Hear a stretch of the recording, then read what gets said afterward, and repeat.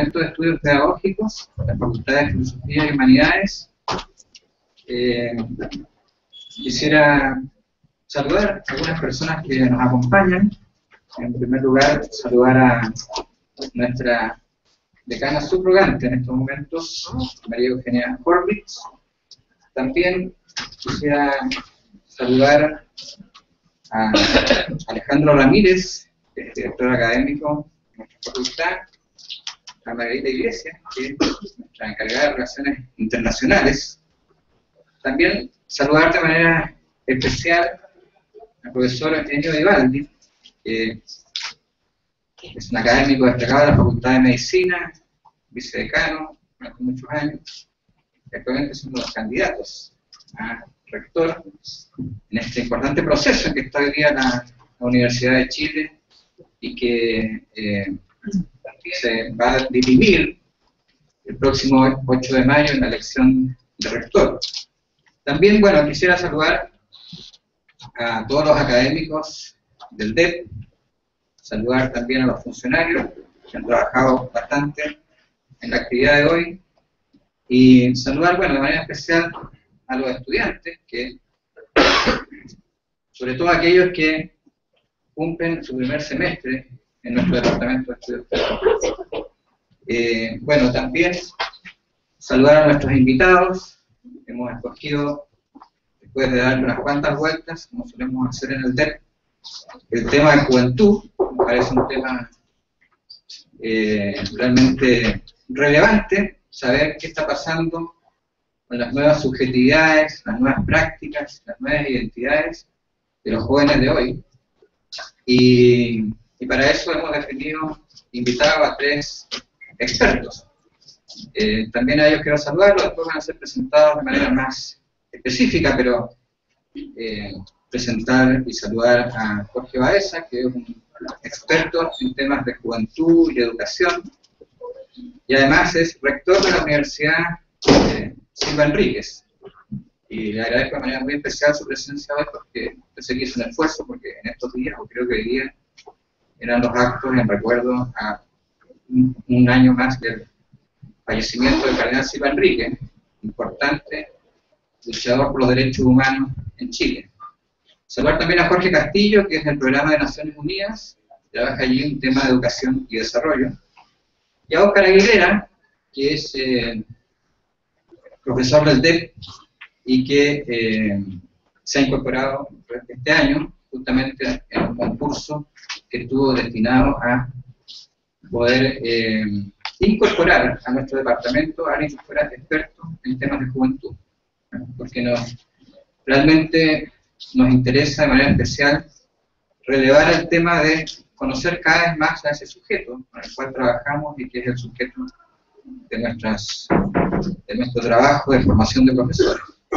Yo, antes de ceder la palabra al panel y a nuestra decana subrogante, quisiera decir simplemente 2 cosas como para enmarcar esta inauguración de este año académico. Lo primero, bueno, decir que se trata de un año especial para el TEP. Este año se cumplen 20 años desde que naciera este proyecto académico. El año 94 fue el momento en que nace un programa de investigación que ya comienza a formar profesores, los primeros 27 profesores de educación media que se forman ese año 94. 13 años después que fuera arrancado de la Universidad de Chile y de esta facultad, específicamente la Facultad de Filosofía y Humanidades, por aquel entonces Facultad de Filosofía y Educación, se cercena, se separa el Instituto Pedagógico de la Universidad de Chile del año 1981. Y ese momento, que es especialmente traumático para nuestra facultad y para la Universidad de Chile, de alguna manera inicia su reconstrucción, su reparación, 13 años después, con la constitución de este programa, que reinicia la formación de profesores de educación media en la Universidad de Chile. Y desde ese año 94 hasta este 2014, se han formado cerca de 1000 profesores en 10 áreas del currículum escolar, bajo una modalidad que ustedes conocen, es de licenciatura, pero también se crea hace unos 6 o 7 años atrás la carrera de Pedagogía en Matemática y Física, que se realiza en conjunto con la Facultad de Ciencias.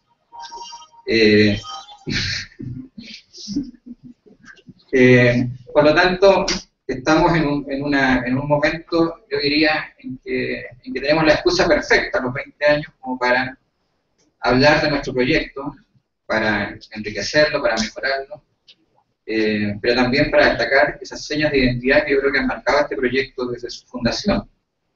La búsqueda de hacer una pedagogía que nosotros llamamos reflexiva, crítica, con vocación transformadora, emancipadora, la apuesta firme en torno a comprender la profesión docente como una profesión compleja, lejana a formulaciones técnicas de la profesión docente, apostar firmemente a la autonomía profesional docente, a confiar firmemente en lo que puede hacer el profesor,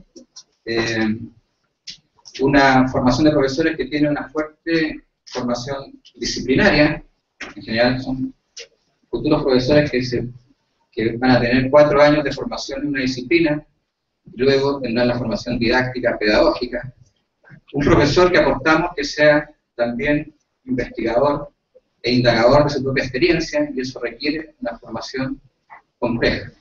Por lo tanto, estos 20 años nos dan la posibilidad de hablar de nuestro proyecto y también de lo que viene, porque este es un proyecto que está en expansión. El próximo año, en marzo de 2015, se va a abrir la carrera de Pedagogía en Biología y Química. Será la tercera carrera que impartiremos, tanto como DEF, en este caso también con la Facultad de Ciencias. El próximo año daremos inicio a nuestro magíster en Didáctica, y probablemente también un magíster en conjunto con el Departamento de Filosofía, que es sobre filosofía, política y educación. Vamos a, el próximo año, poner en funcionamiento el nuevo marco curricular del DEF, que es una profundización del actual proyecto académico, pero que en muchos aspectos yo creo que lo mejora. Trabaja más por problemas que por áreas de conocimiento, y por lo tanto requiere un área de integración de las distintas disciplinas muy superior a la que estamos desarrollando hoy día en nuestro marco curricular actual.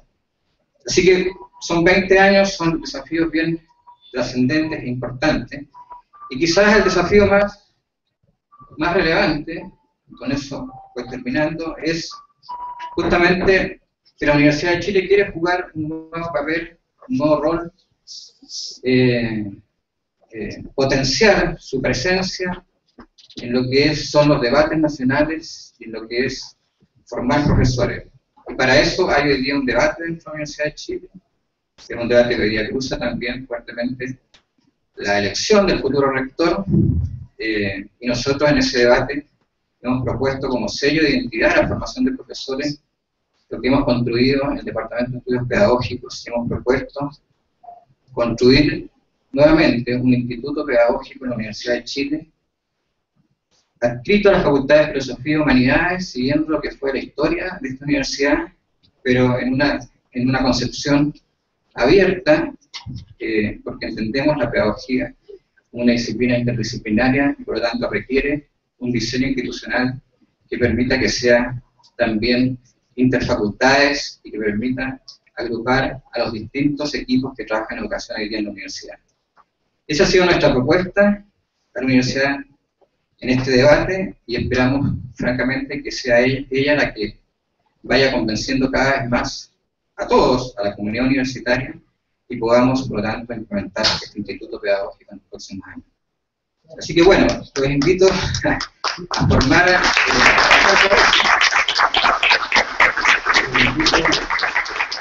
los invito a hacer del DEF una comunidad de diálogo y de aprendizaje en este año 2014, a hacer un buen año académico, a trabajar con excelencia académica, pero también participando en los procesos de cambio que vive el país. Se pueden hacer las dos cosas. Y bueno, desearnos suerte a todos. Y le doy la palabra a María Eugenia Jorge, nuestra decana de ejercicio.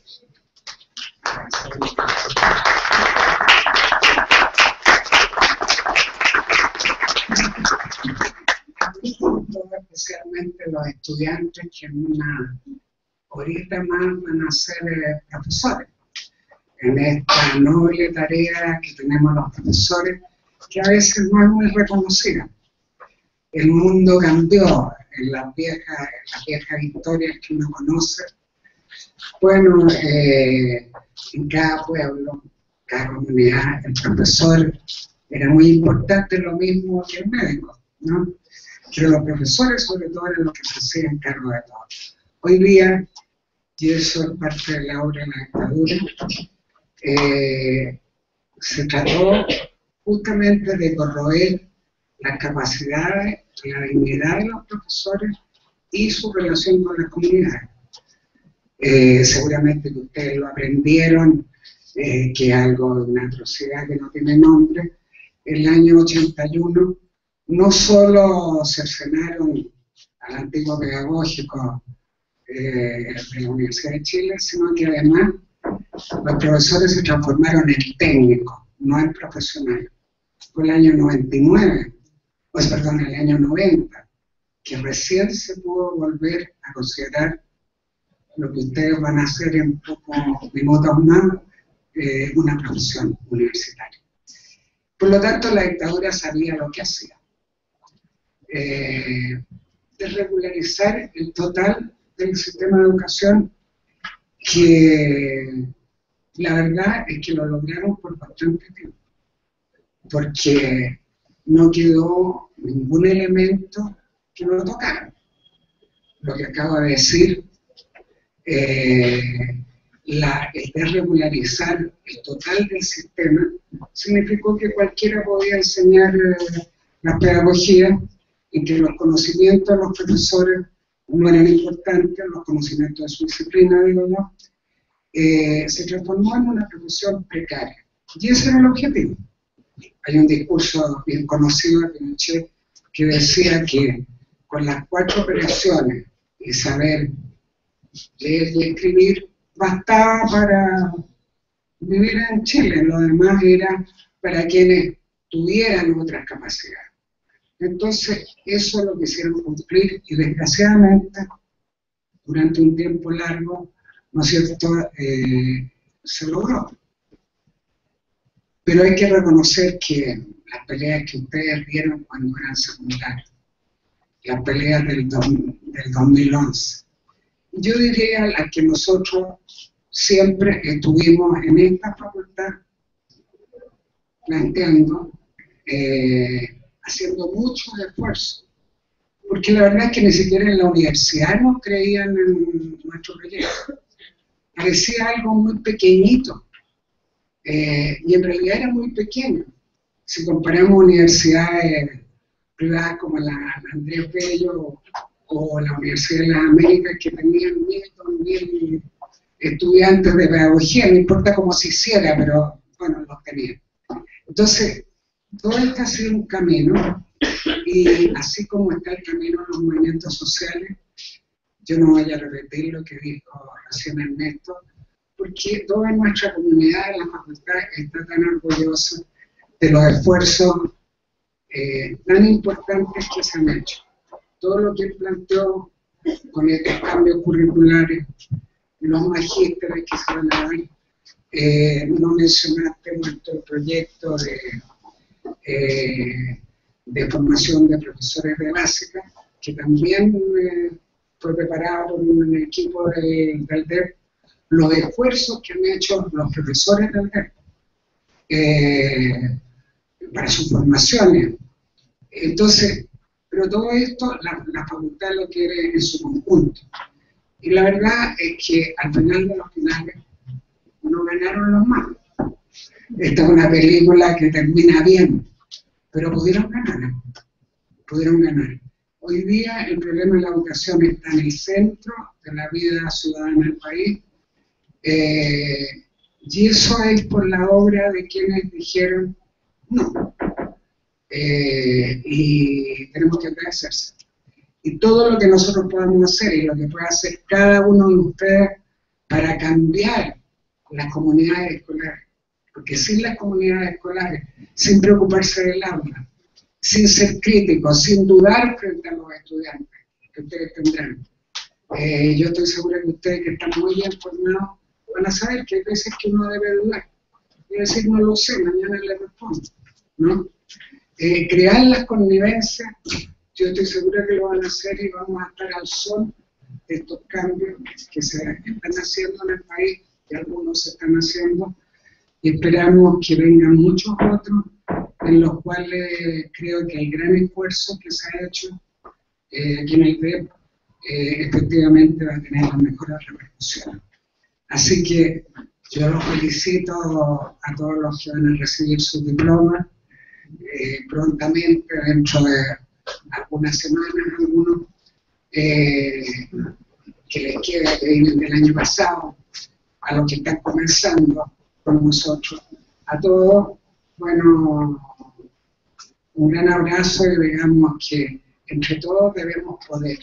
Yo creo que si estamos convencidos, lo vamos a hacer bien. Así que gracias a ustedes por haberme invitado y felicitaciones por estar todos, a los profesores, por supuesto, a ustedes con sus equipos.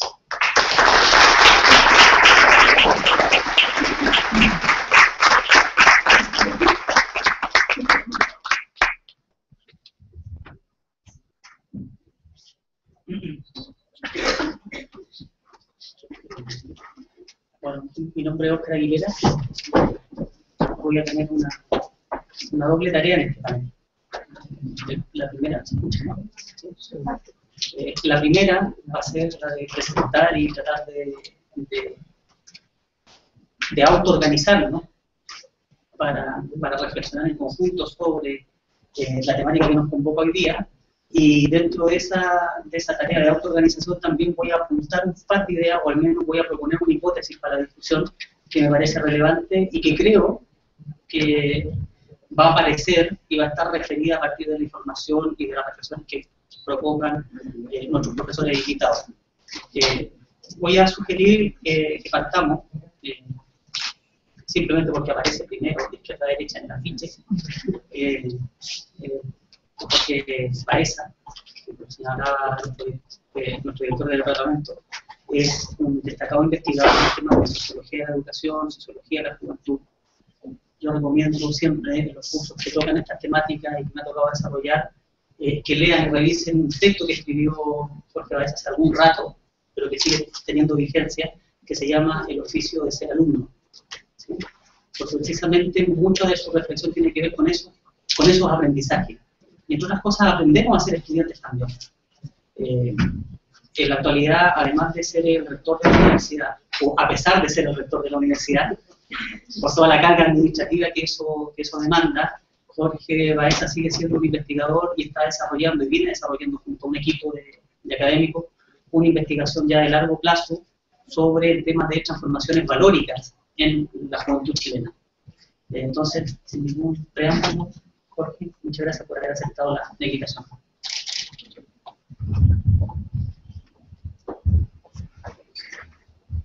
Muchas gracias por la posibilidad de estar acá.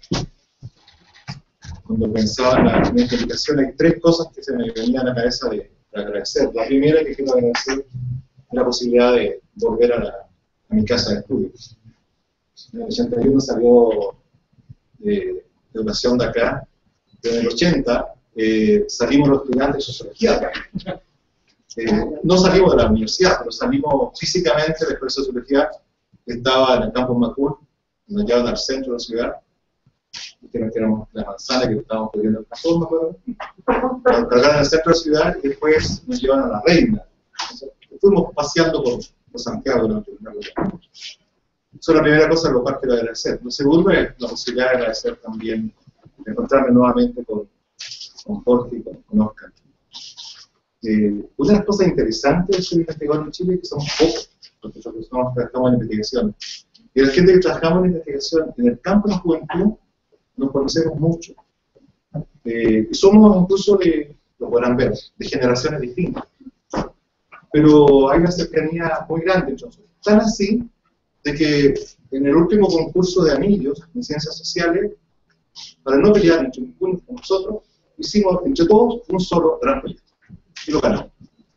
Entonces, hay una cosa también del espíritu del cuerpo entre nosotros, nos conocemos, sabemos en qué discrepamos, pero no hay una cercanía ahí muy grande. Y lo tercero es que agradezco siempre cuando me invitan a mí como investigador y no como rector.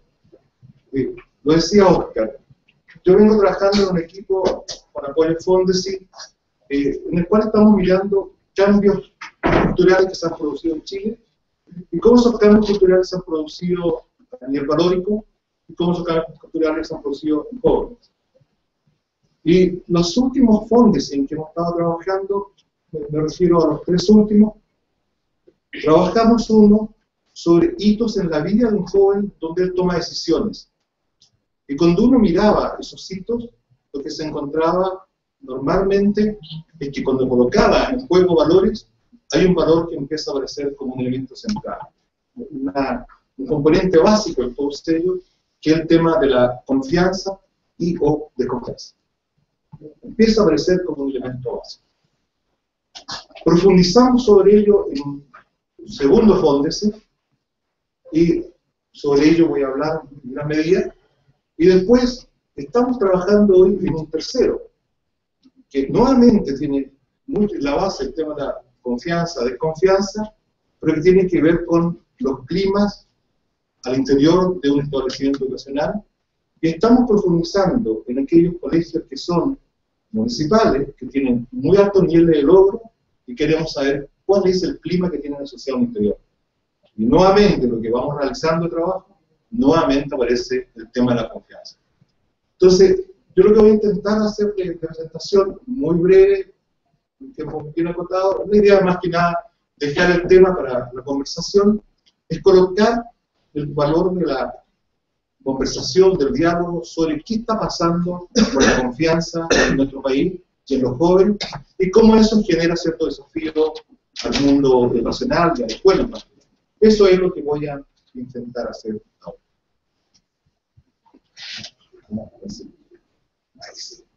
Con calma, si voy a hacer.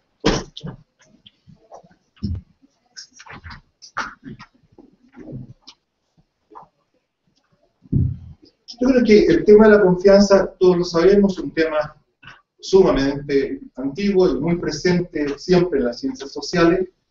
Se ha hablado siempre que la confianza constituye lo que podríamos decir en una expresión bastante cotidiana, bastante simple, que es una especie de pegamento desde el punto de vista social.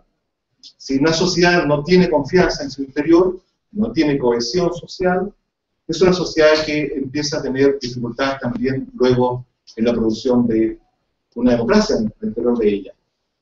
Y el dato en Chile sobre confianza es un dato que no deja de ser preocupante.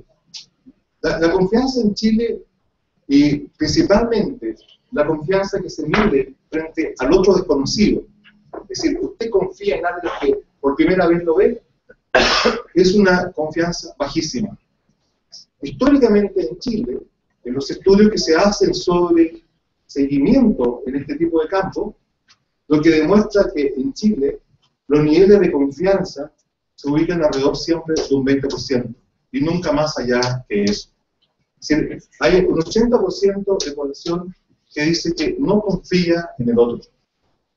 Es decir, si yo vengo recién conociendo a alguien, no confío en él. Este dato no es un dato menor, porque cuando uno mira el resto de América Latina, Chile es un país con niveles de confianza más altos que el resto de América Latina. Entonces, cuando nosotros decimos en Chile, amigos, yo tengo los que puedo contar con los de una mano, eso es cierto.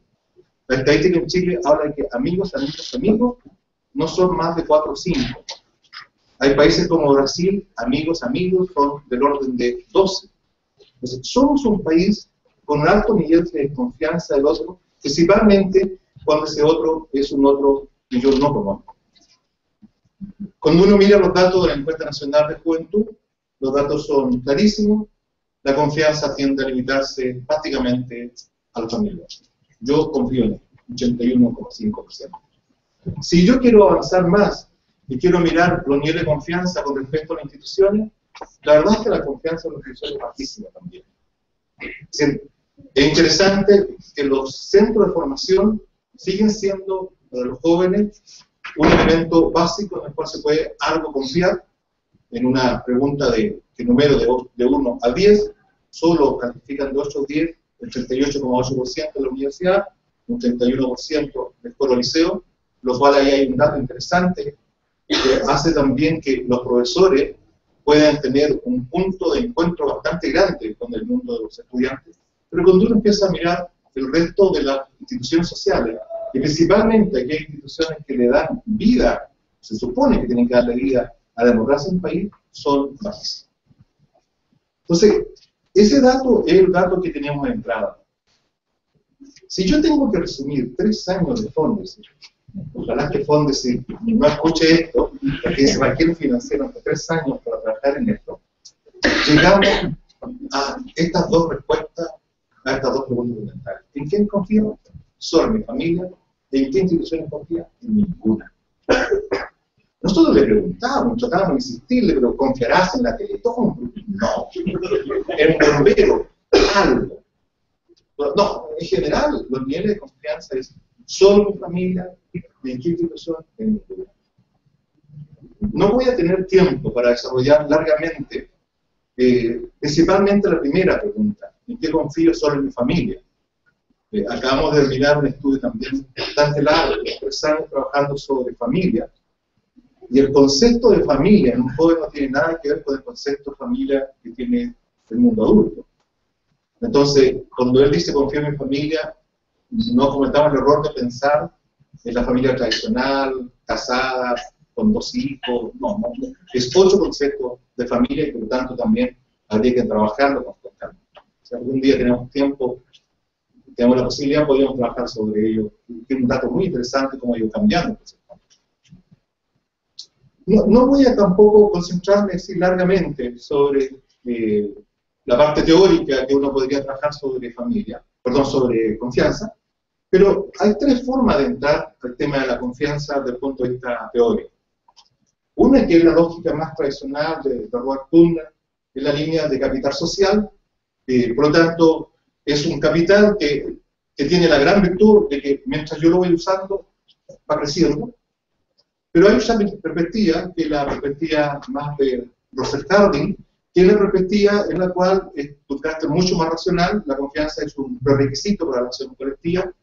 Es decir, hay confianza entre una persona y otra, sencillamente, porque hay una actitud racional, de que esta persona va a hacer lo que yo estoy pidiendo, sencillamente porque le interesa a esa persona seguir siendo mi amigo, o siendo mi cliente, o siendo, etcétera, etcétera. Por tanto, hay una acción racional. Y hay una que es también bastante conocida, que es la partida más de Niklas Luhmann, que es más la línea más sistémica, en la cual la confianza es un tema de reducción de complejidad. En la medida en que, ¿cómo se llama? Yo me enfrento a situaciones que son complejas, la forma que tengo de reducir la complejidad, por lo tanto, no totalizar todo, es generando un grado de confianza. Tengo que confiar en alguien, porque si no, lo contrario, no sigo avanzando. No quiero detenerme en ello, sino que sencillamente plantear de que cualquiera de estas perspectivas es probable que nos terminemos encontrándonos con 3 cosas que son clásicas a nivel de confianza. Siempre la confianza es relacional, por lo tanto, el sujeto confía en otro sujeto o en una institución. Segundo, siempre la confianza va a implicar un riesgo, es decir, sea racional, sea menos racional, siempre va a haber un elemento de riesgo, hay algo que yo no sé de lo que viene hacia el futuro. Y lo tercero, que no es menor, es que la confianza se da en un contexto. Por lo tanto, en esa perspectiva, la confianza también tiene mucho de construcción social. Lo más probable es que la confianza que hoy en día estamos viviendo, o la desconfianza que estamos viviendo, está marcada por una serie de elementos de carácter contextual. La dictadura durante un largo tiempo, pero también muchos de los modelos neoliberales que estamos viviendo, donde el individualismo ha llegado a un nivel extremo, entonces la competencia genera también grado de confianza. Dicho eso, voy mirando un poco más detalladamente esta pregunta y esa respuesta. ¿En quién confío? Lo que uno encuentra principalmente que cuando la persona está diciendo solo confío en mi familia, lo que se está produciendo es una verdadera retracción social. Y la familia se empieza a convertir claramente en un espacio de refugio. Si la familia era un espacio previo antes de diversión, de encuentro, etc., hoy más que nada valoro a la familia por un espacio de refugio y por lo tanto de temor.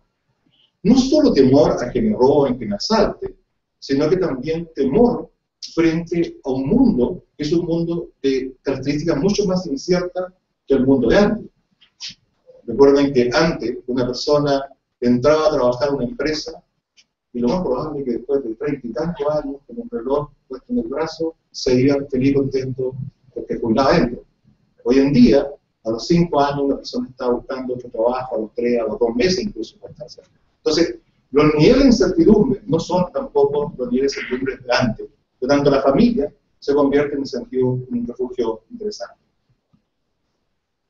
Si uno lo mira, también uno puede descubrir de que detrás de esto también hay una conducta de un repliegue, que es un repliegue en el cual la sociedad va quedando afuera y por lo tanto la sociedad se va convirtiendo en una cosa prácticamente más una especie de enemigo y en la cual al final yo termino suplantando muchas veces la vida social al interior de la vida familiar. La tecnología lo permite. Hay un extraordinario estudio de Carles Feiza que se llama La habitación del adolescente, en el cual uno puede ver cómo hoy en día, si antes uno salía a buscar a los amigos para conversar, uno te mete en su pieza y conversa con ellos. Si antes uno salía a ver películas, hoy en día su pieza también lo puede hacer, etcétera, etcétera, etcétera. Entonces, por lo tanto, la familia termina siendo lo que ya he señalado en gran parte, una especie de sucedáneo de lo que antes hacía en compartiendo con otras personas a nivel social. Lo interesante de mirar es cómo esta actitud del miedo, de desconfianza, va generando ciertos círculos de lealtad. Y esos círculos de lealtad son círculos, a juicio de Rorty, que van a ir cambiando de acuerdo también al contexto en que estamos viviendo. Sociedades en las cuales hay más miedo, más incertidumbre, más escasez, va generando también círculos de lealtad también distintos. Lo interesante, y a lo cual quería llegar, es que al final lo que vamos teniendo es una fuerte distinción entre un nosotros y un ellos. Nosotros, en este caso la familia, que está dentro de mi entorno, y por lo tanto son los que están incluidos. Mientras tanto, los que están fuera de mi familia, ellos son aquellos que están excluidos. Lo interesante de lo que estoy señalando, este concepto de nosotros incluyente, va a ser todo lo contrario cuando ahora nos pongamos a mirar qué pasa con las instituciones. Cuando una persona dice que no confío en nadie, detrás claramente, podrá desarrollarlo Jorge, que está en el PNV claramente más que yo, de lo que está claramente señalándose hoy en día es un cuestionamiento al modelo en que estamos viviendo. Y un cuestionamiento a un modelo en el cual pareciera ser que el telón de fondo siempre es el tema de la desigualdad. Vamos entonces instalando ya un tema nuevo al lado de la confianza, que es el tema de la desigualdad. Y cuando uno empieza a profundizar sobre ello, lo que empieza a descubrir que los avances de la sociedad chilena son mirados mucho por muchas personas como un avance de otros, pero no un avance mío. Y eso es lo que empieza a generar muchas veces incluso una mirada de que los avances del otro son a costa mía. Y por lo tanto, si es a costa mía, obviamente tengo que desconfiar también del otro. Por lo tanto, cuando hay una situación también, como un país como Chile, donde el Estado se ha ido retrayendo, se ha ido dejando en manos de los privados, la educación, la salud, la vivienda, la construcción de caminos, etc., lo que se empieza a producir también es que la vida de la persona se empieza a transformar en una verdadera crónica de un yo.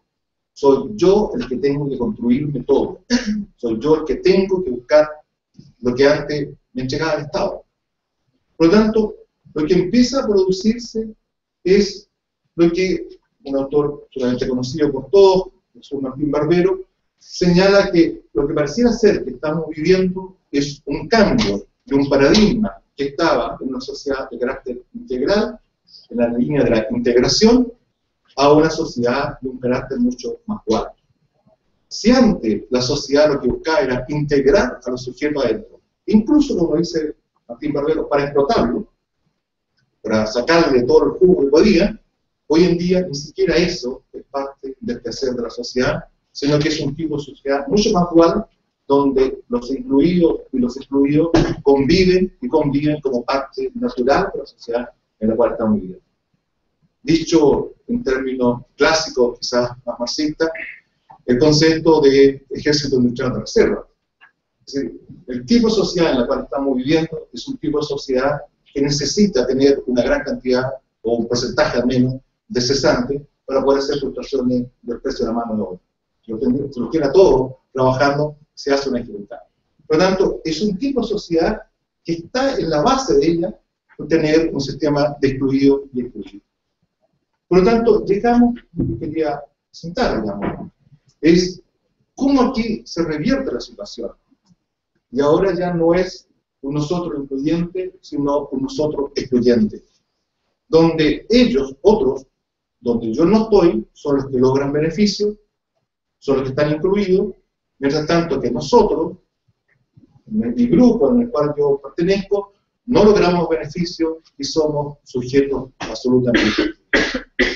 Por lo tanto, gran parte de la construcción que tiene hoy en día, no solo hoy día la juventud chilena, sino que en general Chile, trabaja con este tipo de lógica entre un ellos y un nosotros, una exclusión y una inclusión. Esa idea es la que yo quería generar, y quiero solo mencionar 4 ideas más, sencillamente para mencionarlas, sencillamente, que generando esta situación de realidad de excluido, de ellos y nosotros, cómo la escuela se enfrenta frente a esto a un tremendo desafío en cuanto al trabajo. Primero, la necesidad de reforzar la confianza del estudiante para que aprendan a confiar en los demás. Y esto es una tarea enorme para quienes van a ser profesores, que es el tema de confiar en el estudiante. Y para poder confiar en el estudiante, el esfuerzo fundamental es colocarse en la posición del estudiante, conocer al estudiante, conocer su cultura, porque lo contrario, obviamente, genera una desconfianza y una distancia con él. Primera tarea, entonces, que nos está generando esta situación de confianza y confianza entre el país. Una segunda, el tema mucho más profundo, que es el tema de reconocer la igual dignidad de todos los seres humanos. Para poder desde ahí aprender a confiar en la diversidad. Estamos en un tipo de sociedad que señalaba hace un rato, avanza mucho más en el individualismo, avanza mucho más en el relativismo, pero también es un tipo de sociedad donde la aceptación de la diversidad es mucho mayor. Antes, decir soy homosexual, una cosa que se restringía, que era solamente unas pocas personas. Hoy en día, con facilidad, la persona, o mayor facilidad que antes al menos, lo señala. ¿Cómo se aprende a trabajar en esa diversidad? Pero también, ¿cómo se aprende en esta sociedad chilena que cada vez más se va envejeciendo y por tanto cada vez más también tiene presencia migrante? ¿Cómo se trabaja los temas de diversidad si yo tengo una actitud de confianza del otro y más aún con un otro totalmente desconocido porque no conozco su cultura? Una tercera cosa que yo creo que la escuela se tiene que enfrentar necesariamente, que es el hecho de cómo en la escuela se enseña a confiar en el otro, no a través del discurso, sino a través de la experiencia. Lo señalaba hace un rato atrás, solo hay un capital que cuando se gasta crece, y ese es el capital social. Si yo vivo la experiencia de la asociatividad, vivo la experiencia de trabajar junto a otro, empiezo también a confiar en el otro. Hoy en día, en un país como Chile, donde hay altos niveles de segmentación, y por lo tanto los hijos de los obreros van a escuelas para los hijos de obreros, y si tienen la posibilidad de ir a la universidad, lo más probable que vayan también a universidades donde, por lo general, va a encontrar personas de su propio grupo social. Obviamente, esa segmentación no está ayudando a la generación de confianza al interior de la sociedad. Cuando uno mira el dato, por ejemplo, de la Pontificia Universidad Católica de Chile, el 62% de los jóvenes que estudian en el interior de ella provienen de colegios particulares pagados. En Chile, solo el 7% de los estudiantes estudian en colegios particulares pagados. ¿Qué posibilidad hay de encontrarse con el otro? ¿Qué es la posibilidad y el valor que tiene esta universidad en particular? Que es la universidad que permite el encuentro de grupos sociales diferentes, cuando hoy en día hay universidades, como la que acabo de mencionar, y muchas otras más, que claramente también generan actitudes de desencuentro y posibilidad casi nula de encuentro de otro. Nos pasa al revés también, y yo lo quiero colocar, en este caso ahora como rector de una universidad, donde la mayor parte de los jóvenes que provienen a ella, llegan a ella, vienen del sector bajo. Por lo tanto, nos pasa lo siguiente: estamos aumentando capital cultural de esos jóvenes, pero no necesariamente capital social. Se siguen encontrando con los mismos. Y cuando buscan trabajo, se van a encontrar después con dificultades. Y una cuarta y última cosa que quería mencionar es cómo presentar la confianza en sí mismo y en el futuro es una necesidad cada vez mayor en un tipo de sociedad cambiante. Creo que todos hemos escuchado la expresión al fin de la década de los 90, para entrando ya al año 2000, esta era una época de cambio, un cambio de época, pero al final lo que fue quedando dentro de casi todos los sectores sociales es más que un cambio de época. Lo que estamos viviendo es una época de cambio, una época en la cual continuamente se está cambiando, y por lo tanto, en una sociedad cambiante, cómo se genera confianza en sí mismo dentro de la escuela para aprender también a poder moverse dentro de la sociedad de tanta incertidumbre. Esas son las pocas cosas que quiero colocar en la mesa en esta conversación. Muchas gracias.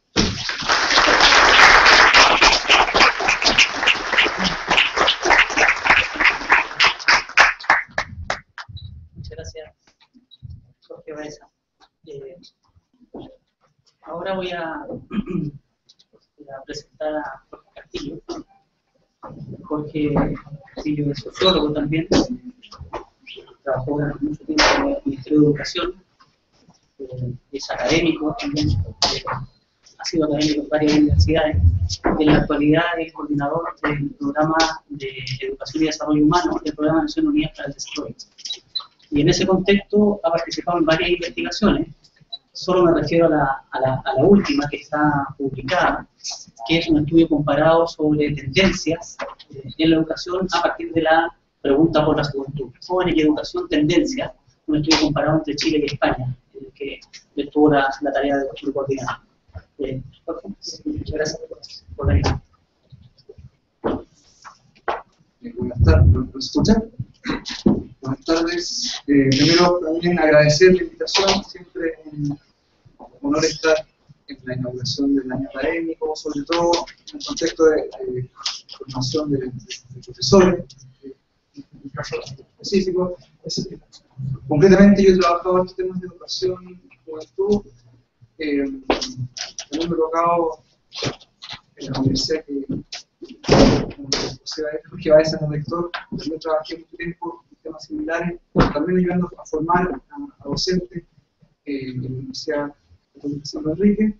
Y específicamente lo que quiero hoy es presentar tiene que ver con reflexionar algunos de los elementos que Jorge recién mencionó también a propósito de leer el proyecto de vida, que es un tema relevante que nosotros hemos ido dando cuenta en los últimos trabajos que hemos realizado.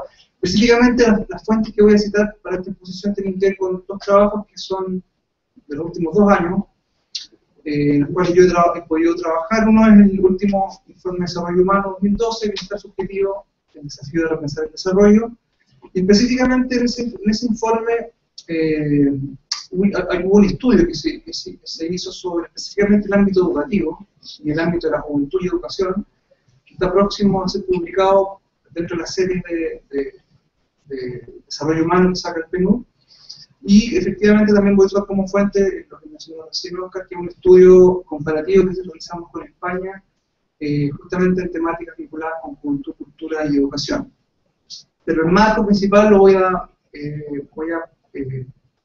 expresarlo, voy a desenvolverlo, por decirlo así, a partir del Informe de Desarrollo Humano 2012.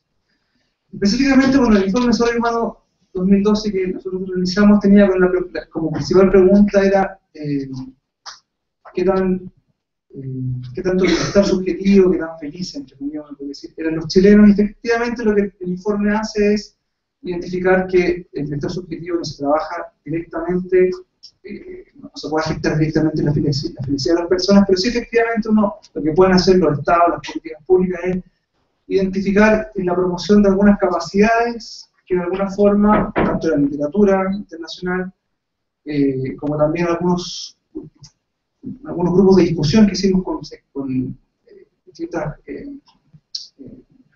personas, sujetos de distintas edades y niveles socioeconómicos, nosotros como dentro del informe llegamos a identificar 11 capacidades que de alguna forma se vinculan, probabilizan, potencian el bienestar subjetivo en Chile. Que son esas 11 que están ahí atrás, como pueden ver, son bastante diversas, variadas, son buena salud, necesidades físicas y materiales básicas, tener economismo, tener interior, sentirse seguro y libre de amenazas. Bueno, no las voy a leer todas, pero estas son 11 capacidades que nosotros identificamos que de alguna forma se vinculaban con el bienestar subjetivo de los chilenos. Posteriormente hicimos, considerando la información con la que contábamos, hicimos unas regresiones que nos permitieron identificar que había capacidades. Nosotros definimos que el bienestar subjetivo en el informe tenía que ver con dos ámbitos: el bienestar subjetivo personal, qué tan satisfecho me siento conmigo mismo, y el bienestar subjetivo con la sociedad, qué tan satisfecho me siento con las condiciones que la sociedad me provee para poder satisfacerme a mí mismo, por decirlo de alguna forma. Y de las 11 capacidades, estoy aquí solamente haciendo una introducción para lo que me interesa más directamente, que tiene que ver con un análisis de la educación y de los jóvenes. Vemos que tanto en el bienestar subjetivo con la sociedad aparece respeto, seguridad humana, aparece el proyecto de vida, y en el bienestar subjetivo individual, una de las capacidades que más correlaciona con el bienestar subjetivo, en este caso, también tiene que ver con necesidades básicas, vínculos significativos, respeto y proyecto de vida vuelve a aparecer.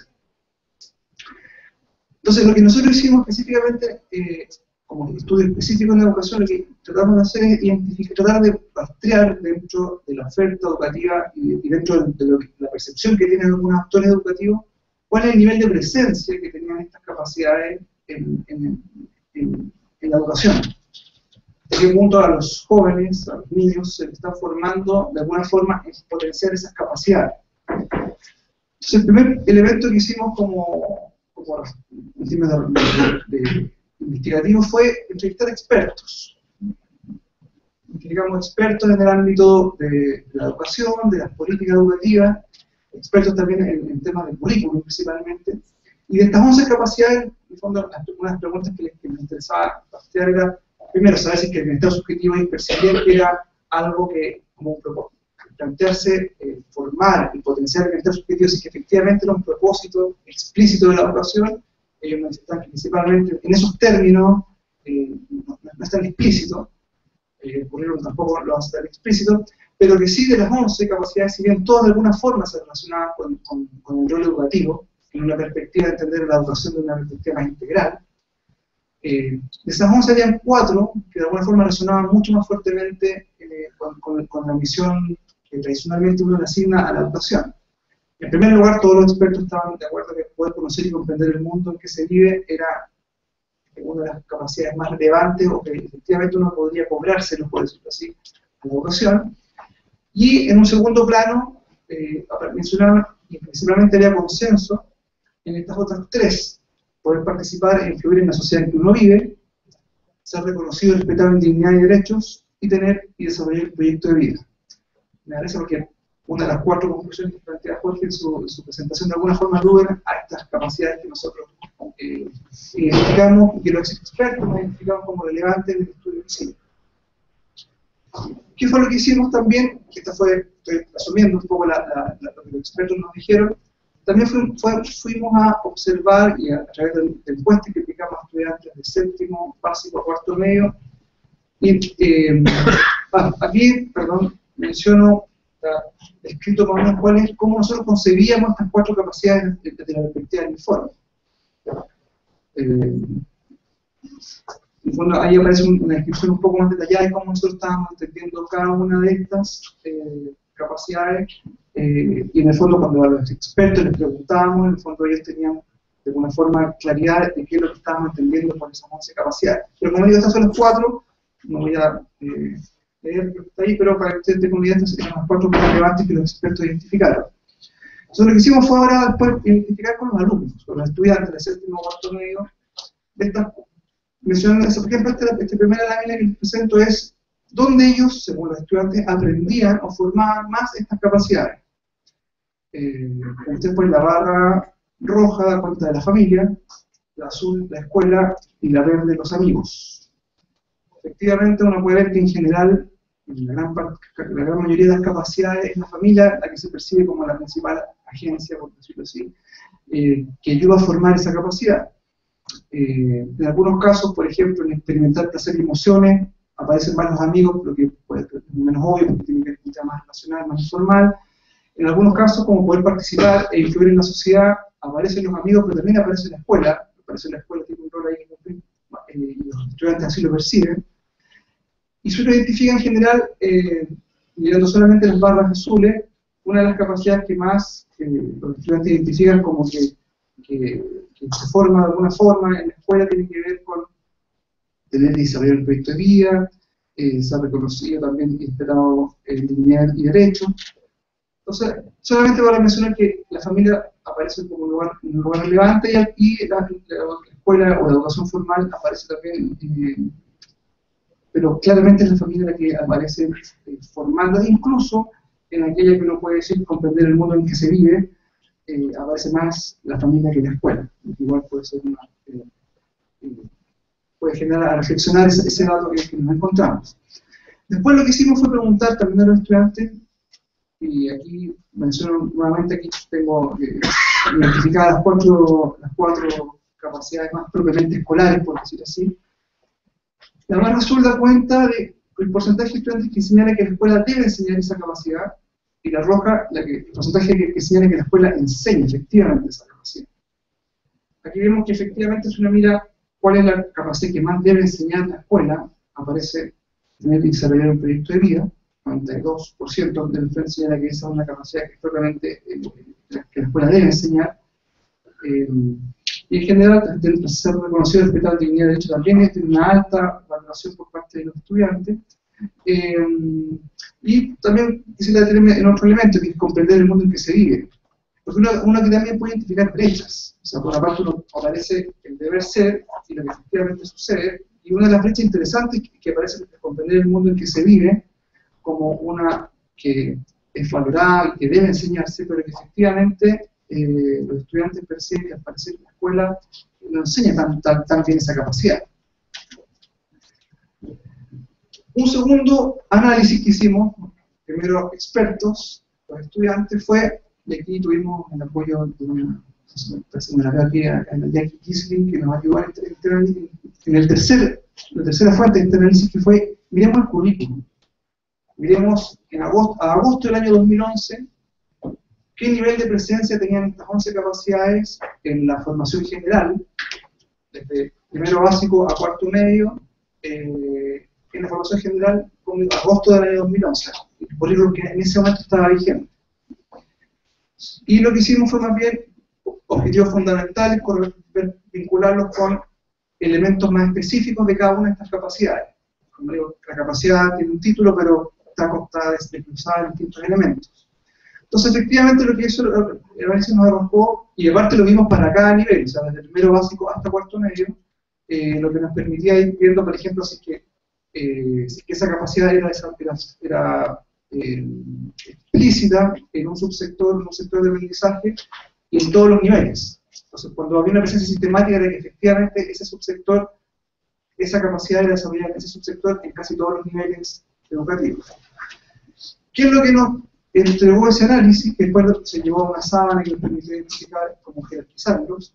Obviamente la capacidad más el currículum más contempla de las 11 que nosotros analizábamos era poder conocer y comprender el mundo en que se vive. Y aquí está en orden, las que aparecen en azul son las más desarrolladas, en celeste aquellas que están en un desarrollo menor, después gozando de una salud, y después las últimas 3 eran las que tenían un desarrollo curricular muy bajo, o sea, que tenían una muy poca presencia entre los subsectores, y aparte han abordado solo algunos aspectos de la capacidad misma que nosotros estábamos analizando. Acá hay el primer hallazgo que uno puede identificar que, bueno, de las 4 capacidades más propiamente escolares, hay una que al parecer no tiene una presencia sistemática en el currículum, que es tener y desarrollar un proyecto de vida propia. Orientación aparecía como el principal sector, que en ese momento estaba solo de quinto, octavo básico. Han habido algunas reformas en el currículum que han vuelto a colocar el tema, que en el fondo han conceptualizado, que han desarrollado esta capacidad, supuestamente de primero a sexto básico en el año 2012. Un segundo análisis que hicimos fue ya, efectivamente, el currículum da prioridad a algunas de estas capacidades y otras menos. Fue identificar hasta qué punto estas capacidades, de alguna forma, eran reforzadas por políticas educativas que tenían fuerte impacto en el sistema. Pensemos en el CIMSE, en la SEP, en la Situación Escolar Preferencial. Y en el fondo no solamente vimos la priorización que tenían en el currículum, sino que cuál es la factibilidad que esta capacidad fuera desarrollada efectivamente, porque entendíamos factibilidad que fuera desarrollada en términos de que si era reforzada por más políticas educativas, de alguna forma había mucha más factibilidad de que estas capacidades fueran desarrolladas. Acá solamente pongo como ejemplo, un poco para que tengan una idea de lo que hicimos, fue, por ejemplo, poder conocer y comprender el mundo en que se vive, tiene presencia sistemática en esos subsectores que ya aparecen, lenguaje, historia, ciencia, etc.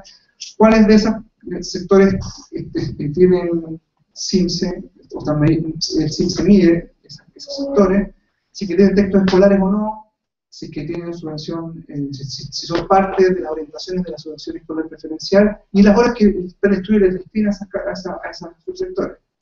Entonces, y vemos que en el fondo, bueno, hay capacidades que efectivamente son reforzadas con estas políticas y otras, como las que están acá abajo, que efectivamente la presencia es menor. O sea, tiene menos, a pesar de que el currículum los desarrolla poco, aparte tiene pocas posibilidades de ser desarrolladas en el espacio escolar. De aquí, solamente a modo de síntesis, considerando las dos últimas columnas, dan cuenta de estos análisis.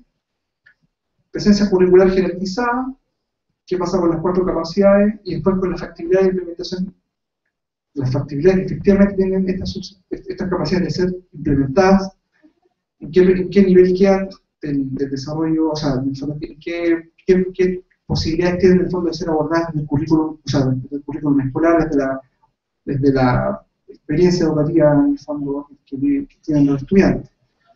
Tener que desarrollar un proyecto de vida propio vuelve a aparecer como una escasa capacidad de ser, una escasa presencia curricular y escasa factibilidad de ser implementada.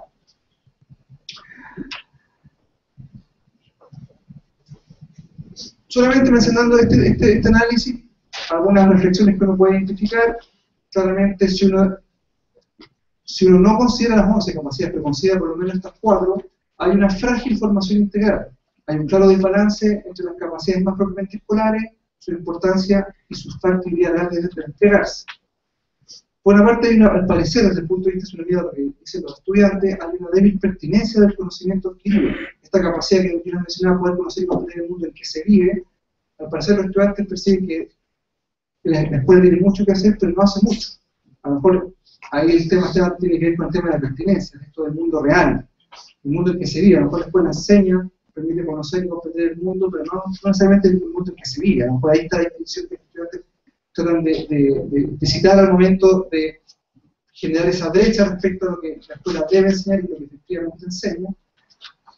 Y el último punto, para no retrasarme, que quiero mencionar, es muy débil presencia de la relación del proyecto de vida, en términos que se ve una especie de paradoja, en tanto es una capacidad propiamente escolar, la más demandada por los estudiantes, y el análisis curricular aporta que es la capacidad menos considerada en el currículum chileno. A este primer análisis quiero agregar algunos otros datos, vinculados principalmente con temas de decisiones vocacionales, y específicamente con información que extrajimos nosotros de este estudio que hicimos con España, Específicamente, este es un dato de la encuesta de actores educativos que hace el CIDE, de la Universidad de Alberto Hurtado, en las cuales se les pregunta a los estudiantes, a los apoderados y a los docentes las expectativas que tienen de ingreso en la educación superior. En general, podemos decir que hay una alta expectativa por parte de las familias, es decir, padres, estudiantes en continuar educación superior, y que los profesores tienen capacidades, expectativas más bajas. Si bien en el último tiempo se han ido acercando, sigue siendo más baja. Aquí estoy escuchando los sistemas educativos general. Si los segmentos por dependencia, claramente, en el contexto municipal, esta distancia es mayor. Las expectativas en general de los estudiantes son altas en todos los segmentos, en todos los tipos de educación, pero la de los profesores varía más bien según el nivel, según el tipo de establecimiento en el cual hacen clases. O sea, hay una demanda fuerte por ingresar a la educación superior, quiero mencionar. Acá son algunos datos más bien asociados a lo que nosotros encontramos en el discurso de los jóvenes, en el estudio que hicimos comparativo con España. Y en los jóvenes el discurso está sumamente marcado, independiente del nivel socioeconómico y la dependencia escolar a la escuela de los cuales ellos asisten, y que la educación, sobre todo la educación superior, es una clave, es una llave del éxito social. En el discurso de los jóvenes aparece esta idea como que es posible elegir lo que yo quiero ser. Sienten en general los jóvenes que, independiente del nivel socioeconómico que tengan, existe alguna posibilidad, porque o existen más créditos, saben que se pueden endeudar, existe la posibilidad de que pueden elegir más que sus padres pudieron elegir. Y en ese sentido, hay una cierta, sienten, como les decía anteriormente, que hay una cierta posibilidad, en tanto que hay más universidades, uno puede elegir algunas carreras o institutos profesionales, y existe algún cierto respaldo, independiente, insisto, del endeudamiento que eso puede implicar, que de alguna forma les permite tener esta idea más una especie como de democratización de esta idea de la elección vocacional. Existe en el discurso de los jóvenes secundarios, a los cuales nosotros hicimos estos grupos de discusión. Por otra parte, la educación tercera aparecía en el discurso como una especie de puerta mágica, para lograr todas las metas que ellos se planteaban. Aparecía asociado a hacerse como sujeto, en el fondo poder desarrollar aquello que efectivamente yo quiero ser como persona. Ven también que la educación tercera les permite ser valorado socialmente, o sea, ven que efectivamente si se logra tener un título profesional, por ejemplo, eso le implica una valorización social muy alta. Por otra parte, sienten que eso les genera autonomía e independencia respecto a los padres, pueden generar sus propias, pueden ser mucho más autónomos, porque en el fondo ingresar a la educación superior les permitiría tener un mejor ingreso, y también por lo tanto formar una familia. O sea, la educación tercera aparece como la posibilidad para poder desplegar y desarrollar una multiplicidad de metas que los jóvenes tienen. También nos dimos cuenta que fuertemente en esto la creencia en la movilidad social. O sea, efectivamente ellos creen que si ellos se las juegan, efectivamente pueden lograr movilizarse socialmente en términos, no solamente de movilidad educativa, en términos de tener más escolaridad que sus padres, sino que efectivamente pueden posicionarse mejor en la estructura social. Pero también plantean que muchas veces se sienten con poco apoyo y orientación en el momento de tomar ciertas decisiones. O sea, que efectivamente son muy autónomas en términos de que ellos mismos buscan en Internet. Aparece mucho más fuertemente en los colegios particulares, por ejemplo, el apoyo en los colegios hasta toma de decisiones que en los colegios municipales. O sea, efectivamente, acá hay un tema relevante en términos de las expectativas que los jóvenes están poniendo en la educación superior, que tiene que ver de alguna forma con el proyecto de vida. O sea, ellos ven que en el paso de la educación escolar a la educación superior hay alguna forma, se pone en juego gran parte del proyecto de vida que han podido ir definiendo. Aquí quiero, y en el fondo, cómo quiero ir cerrando un poco estas reflexiones, tiene que ver con la centralidad, con la relevancia que adquiere el proyecto de vida desde el punto de vista de la subjetividad de los estudiantes, y a la vez mostrar también cómo eso no tiene un correlato, al parecer, de apoyo, principalmente de apoyo y orientación desde el punto de vista formal de la educación.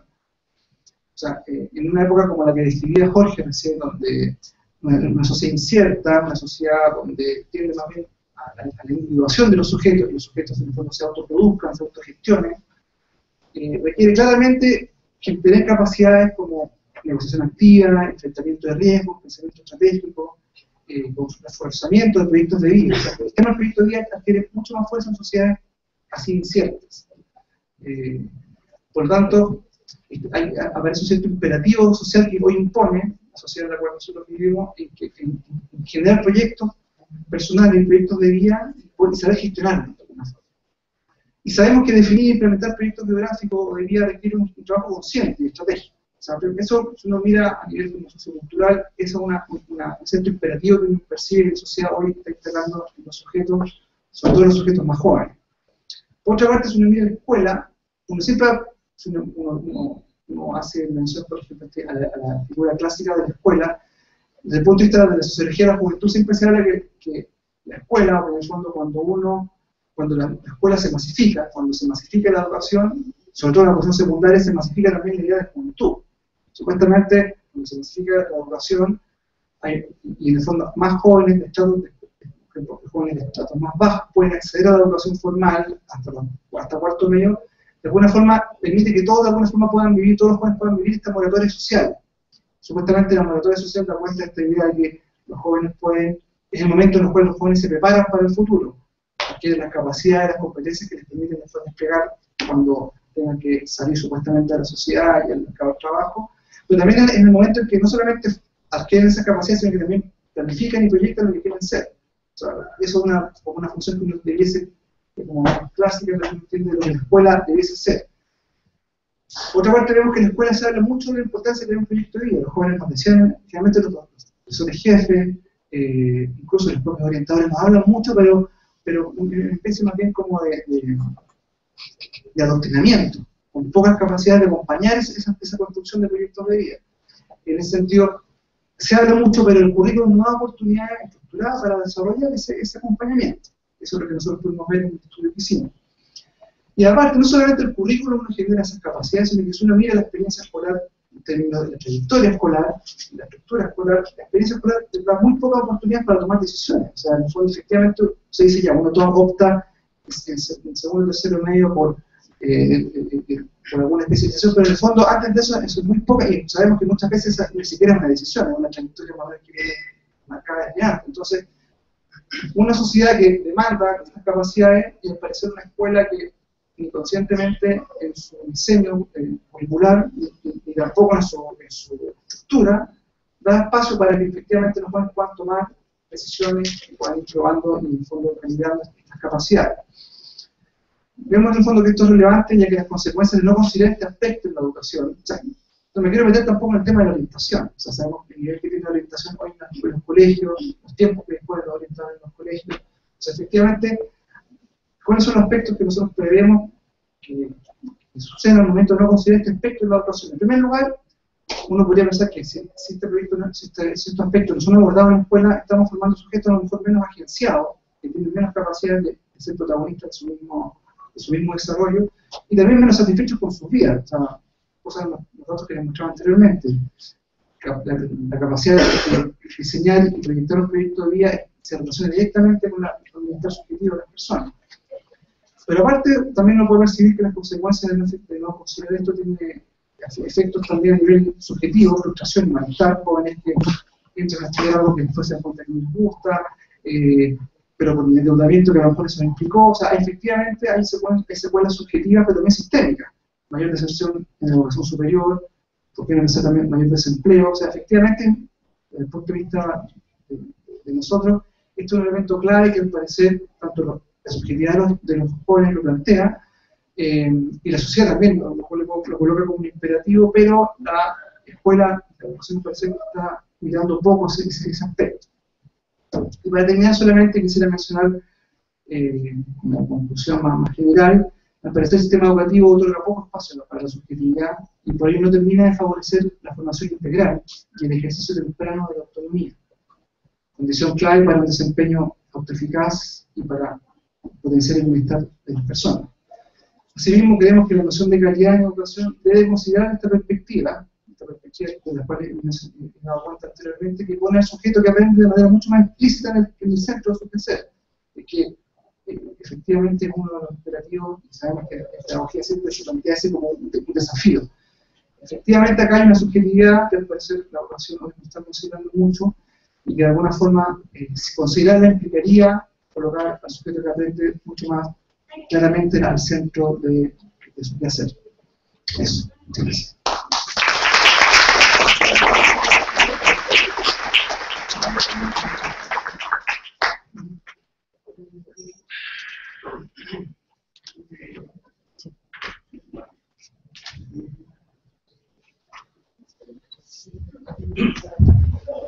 Mi intervención va a ser mucho más breve, así que...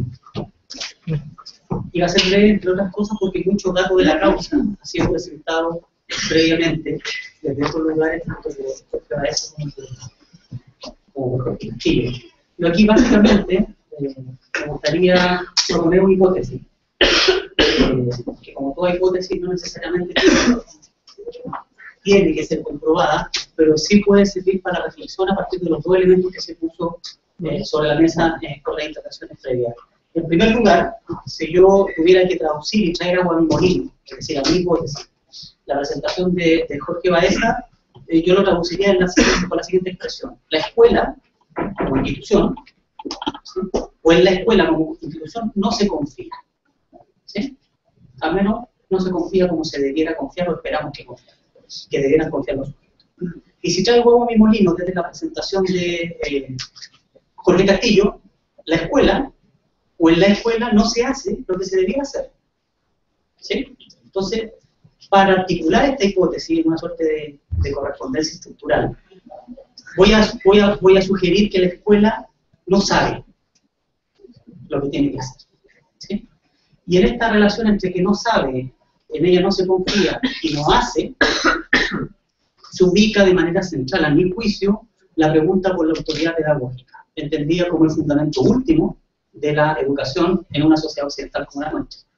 ¿Sí? La noción de autoridad pedagógica la tomo, obviamente, o no sé si obviamente, pero la tomo de Pierre Bourdieu, la sociología de la educación de Pierre Bourdieu.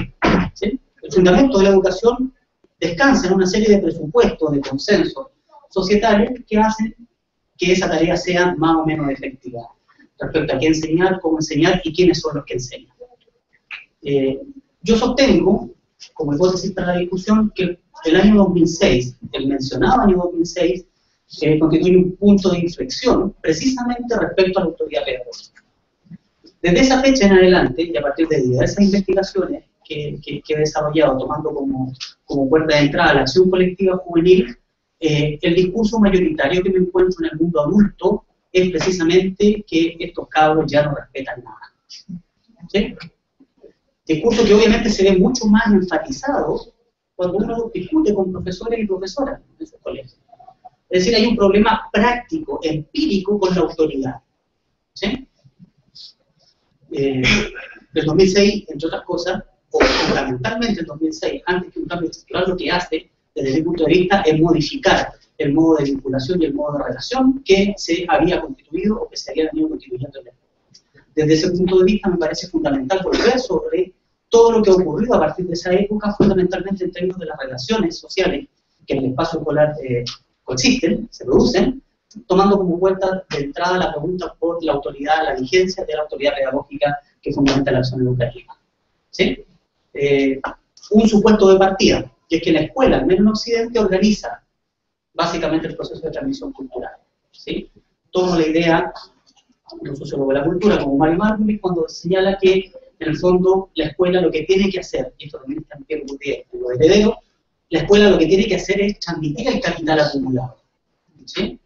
Y para transmitir ese capital lo que necesita es un heredero, alguien que se haga cargo de que ese capital no se desperdicie. Y por lo tanto pueda seguir el proceso acumulativo en términos culturales. Y ese ha sido el fundamento último de la escuela en términos de autoridad pedagógica. Sin embargo, han venido ocurriendo distintos procesos de orden socioestructural en las últimas 3 décadas, por lo menos, que han radicalizado el cuestionamiento al modo en que hemos organizado la transmisión de la cultura a través de la escuela. En primer lugar, ha ocurrido un proceso que creo que todavía no termina de ser tomado en serio en nuestra sociedad, y es que estaríamos en una sociedad del conocimiento. ¿Sí? En el fondo, el conocimiento produce valor. ¿Sí? El conocimiento como actividad productiva, no como actividad no productiva o como momento de preparación para la producción. Eso tiene impactos súper importantes y se traduce empíricamente, por ejemplo, en que la producción de conocimiento ya no supone una temporalidad predefinida como la que se había consagrado en Occidente, en nuestras sociedades. ¿Sí? Hay que prepararse, hay que aprender para después producir, sino que el conocimiento se puede producir aun cuando no se haya cumplido la secuencia temporal, y aun cuando, en segundo lugar, no se haya recurrido para ese proceso productivo en esa sociedad del conocimiento al lugar clásico en el cual el conocimiento se produce o se reproduce, que es la institución educativa. ¿Sí? La institución educativa aparece absolutamente descentrada. ¿Sí? No es que desaparezca, sino que empieza a tener el mismo valor que otras instituciones sociales, ¿sí? Formales o informales. Tengo la idea de institución como una cuestión instituida dentro de la sociedad, y que se grafica un poco en el dato que entregaba Jorge Castillo. ¿Sí? Se supone que en la escuela uno debiera comprender el mundo, o a partir de la escuela uno comprende el mundo en que vive. Y los datos indican absolutamente lo contrario. La escuela hoy día no está entregando las claves para comprender el mundo en que vive. Por lo tanto, donde yo encuentro, busco, produzco el conocimiento necesario para comprender ese mundo. Las vías son múltiples. Los grupos de amigos, sin duda, el campo del acceso al conocimiento vía tecnología, el trabajo colaborativo, ¿sí? El producir conocimiento a partir de los propios pares, etc. Por lo tanto, no quiero ser mecánico, aunque suene mecánico, esto impacta necesariamente en lo que podemos entender como el campo de la autonomía de los sujetos. ¿Sí? Si la escuela se constituía sobre la base de una relación absolutamente heterónoma, como dice la filosofía, ¿sí? Construidos a imagen y semejanza de la institución, el heredero es imagen y semejanza de la herencia que se quiere gestionar, lo que está ocurriendo es un proceso absolutamente inverso, que es de autonomía. Sujetos constituidos a partir de su propia ley, no sujetos suspendidos en el tiempo y en el espacio, ¿eh? Sino que sujetos que son capaces de reapropiarse, resignificar lo que hay disponible como herencia cultural y que la vuelven productiva en clave autónoma. La consecuencia, que está anotada ahí, ¿sí? Es efectivamente una educación, y el reclamo es una educación que tenga sentido para este tiempo. Y ahí hay una cuestión central, ¿sí? Siento, sospecho, hipotetizo que lo que está a la base de muchas de las cuestiones, de los procesos que tensionan hoy día a la escuela y a la educación como sistema de la sociedad, es que precisamente ha perdido sentido. Ha perdido su capacidad de otorgar, generar, construir, reelaborar sentidos respecto a quién soy y qué quiero ser en este momento.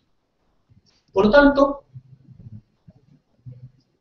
en un contexto, eso tiene como correlato, este proceso tiene como correlato es que obviamente hay cada vez más sujetos diversos dentro de la escuela. ¿Sí? Ya no hay un único sujeto joven que está al interior de la escuela. Eso se perdió hace ratito. ¿Sí? En segundo lugar, estos sujetos saben que saben. ¿Sí? Que es una cuestión central. ¿Sí? El paradigma, por decirlo así, de sentido común que organiza la educación es que los sujetos no saben. El problema no es que saben, sino que saben que saben. Y nos ponen a prueba permanentemente. A nosotros que estamos en la universidad, pero también a los profesores que están en la enseñanza media o en la enseñanza básica. Saben perfectamente cuando lo estamos perdiendo. Cuando no sabemos lo que les estamos diciendo que sabemos.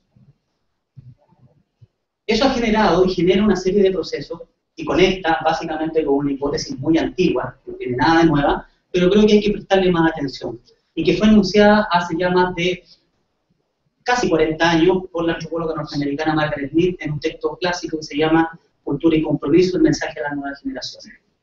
Ella dice algo muy simple: las sociedades organizan de distinto modo la forma en que transmiten la cultura. ¿Sí? Entonces hay unas sociedades que la cultura se transmite a partir de los viejos, de los adultos. Ya eso le da un nombre: cultura posfigurativa. ¿sí? Aprendemos de los viejos, aprendemos de los mayores.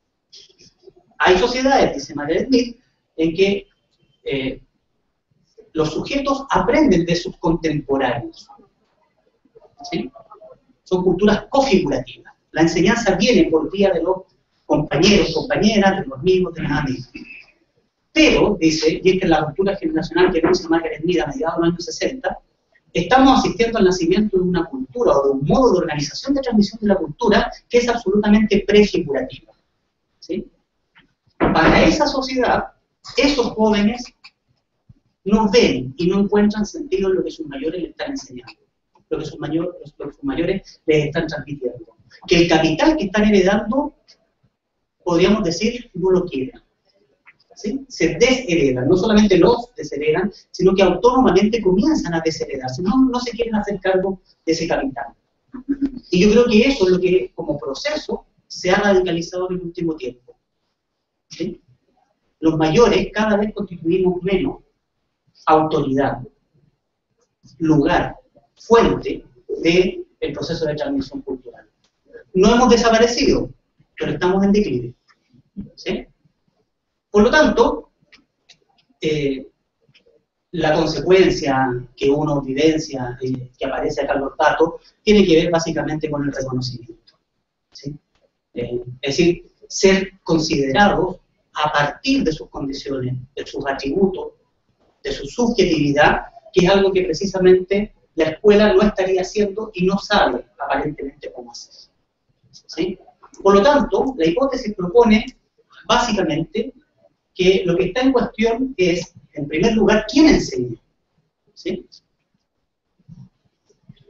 ¿Qué enseña? ¿Cuáles son los conocimientos que son necesarios para esta sociedad? ¿Dónde se enseña y se aprende? Y finalmente, ¿cómo? Si uno tuviera que hacer una suerte de analogía entre estas preguntas que fundamentan la hipótesis y el accionar pedagógico, básicamente lo que nos va a parecer es que lo que está cuestionado, desde una perspectiva relacional, e integrando las 4 preguntas, no como cuestiones aislables entre sí, es que lo que está cuestionado es la figura del profesor, como depositario de la enseñanza, como actor que encabeza el proceso de enseñanza y aprendizaje. En segundo lugar, ¿qué es lo que se enseña? Aquí ya Jorge Castillo mencionaba algunos datos que tienen que ver con el currículum. Parece ser que el currículum no da cuenta, por más que le intentemos echar una manito de gato, buscarle la quinta pata, buscar ventanas de conexión con los procesos y con la realidad sociocultural, parece ser, o pareciera ser que el currículum no está dando cuenta de los jóvenes que tenemos hoy en día. En primer lugar, y en tercer lugar, el dónde se enseña, la escuela. La idea, incluso arquitectónica de escuela, parece ser que está siendo sobrepasada por múltiples prácticas, ¿sí? Que pueden ser, a lo mejor no la tendencia hegemónica, pero sí se empiezan a mostrar como posibilidades de desarrollo y de aprendizaje. ¿Sí? Procesos educativos que no se inscriben en la arquitectura tradicional de la escuela tal y cual la habíamos concebido hasta ahora. Y finalmente, el tema de cómo se enseña, ¿sí? La cuestión de la didáctica, al menos una de las secciones de la didáctica. ¿Sí? El cómo se enseña no tiene mucha vinculación con respecto a los atributos, características, sentidos que de parte de los sujetos juveniles se espera encontrar en estos espacios. Yendo del camino de vuelta, la comunidad y todo lo que podríamos pensar como el conjunto de lazos de relaciones comunitarias comienza a ser un lugar en donde también se expande, se abre, se inauguran y entra en tensión con la escuela en sentido institucional. ¿Sí? El currículum, y aquí hay un proyecto bien interesante que en algún momento nos tocó compartir con Jorge Báez y con Jorge Castillo, está pensado desde los sujetos, o podemos pensarlo desde los sujetos más bien desde sus intereses, desde su perspectiva, desde su subjetividad, y no tanto de las necesidades externas que nosotros detectamos que esos sujetos requieren, y que por lo tanto esos conocimientos que el sujeto debería tener. Y la pregunta de quién es también empezar a valorar el proceso de aprendizaje que desarrollamos los propios docentes a partir de nuestra interacción con los estudiantes. Por lo tanto, el estudiante también es un participante de ese proceso constructor o co-constructor de conocimiento en el cual está inmerso. Simplemente instalar esas preguntas, esa hipótesis de si acaso no estamos en presencia de un declive de la autoridad pedagógica, es decir, del fundamento último que había organizado los sentidos de la escuela hasta ahora. Podemos ser más o menos radicales de la hipótesis y las consecuencias de la hipótesis, pero me parece que por ahí ya nos permitiría dialogar. Muchas gracias.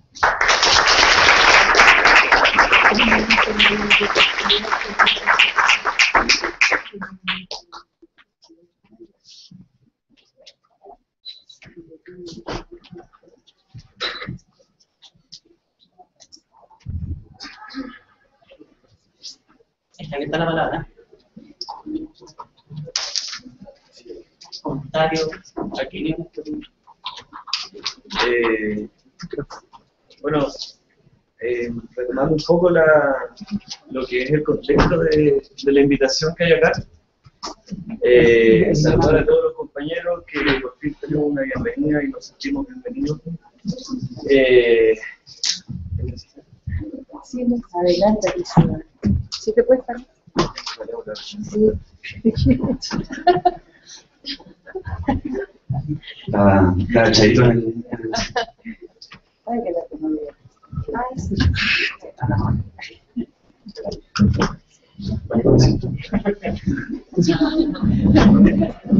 Ya, en relación a todo eso y a la bienvenida, agradecerle también a ustedes tres por la exposición. Y un poco a la luz también de lo que ha sido la exposición de los últimos dos invitados, y retomando lo que fue al principio la exposición de Baeza. Quisiera tomar el tema de la confianza.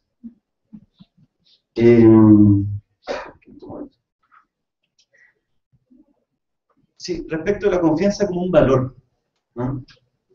Yo creo que al momento que nosotros entendemos la confianza como un factor constructor de democracia, y donde esto se puede cotejar de acuerdo a lo que usted nos decía en cuanto a los colegios que poseen un alto rendimiento, y donde se ve que es más plausible, es más evidente que los niveles de confianza son más altos. Bueno, me surge una pregunta respecto entonces de lo que está en el otro lado de la vereda, que es la desconfianza. La desconfianza vista, por lo tanto, ¿acaso como un valor o como un antivalor respecto de esta construcción de la democracia? Me viene a la mente una entrevista, como se llama, un reportaje que se hizo en El Mirador el año 95 y que está en YouTube, que uno lo puede encontrar ahí, que es muy interesante porque salen muchos referentes musicales, como el Macha, que en ese tiempo tocaba en Floripondio, y todos muy jóvenes, bueno, sale poco de los Peores de Chile, y se habla de la juventud como una expresión. Ya en ese entonces, en 95, se estaba hablando de la juventud como una expresión tremendamente desconfiada respecto de esta sociedad construida y mantenida por los adultos. Bueno, hoy día estos jóvenes que salen en ese reportaje ya no son tan jóvenes. Es más, tenemos al mismo Macha que como un magnate de la música popular chilena comandando ahí a los chicos ruquinos. Pero retomo una vez más el tema de la desconfianza. La desconfianza acaso como un antivalor. Si es acaso un antivalor o puede ser vista como un valor. Un poco lo digo hablando también desde mi supuesto. Creo mucho en la desconfianza. Yo creo mucho en la desconfianza, creo que es necesario a la hora de querer precisamente construir una sociedad distinta. Creo que le hace bien a la democracia la desconfianza. Sí. Y bueno, y no me deja de parecer curioso también que una persona de la dignidad suya esté poniendo este tema. Me parece que responde sin duda, que responde a preguntas que instituciones como la que usted comanda se hacen para poder precisamente navegar en esta agua donde tanto desconfiamos. Eso. Entonces voy a sugerir una ronda de preguntas para que después cada uno de nuestros escritores pueda... Bueno, gracias compañero por la bienvenida también, por todo. Sí, también siguiendo con la línea de la desconfianza que hablaba Sebastián y el profesor Baeza. Bueno, de partida yo creo que habría que hacer otro fondo quizás para ver la desconfianza en los adultos también, no solo en los jóvenes. Yo creo que no solamente queda en los jóvenes la desconfianza. Entendiendo, bueno, de partida por cómo surge la formación acá en el BEP o las visiones de la educación, que se considera como un acto político, de alguna forma, o por lo menos yo lo considero así. Usted hablaba de que hay que, o sea, un desafío de la educación es como fortalecer la confianza y fomentar la confianza entre los jóvenes. Y por ahí entendí que de alguna forma esto permitiría el encuentro con los otros, generar una sociedad más plural, y también en el otro sentido de que no solamente los jóvenes de estados más bajos queden en estados más bajos, sino que se permita abrir esta como movilidad de alguna forma, poder así llamarlo, que puedan tener más capital cultural, capital social. Pero mi pregunta es básicamente esa, o sea, ¿cuál debería ser el objetivo político de fortalecer la confianza? O sea, ¿cuál es la relevancia política de fomentar confianza entre los jóvenes? No sé si se entiende o no. Eso.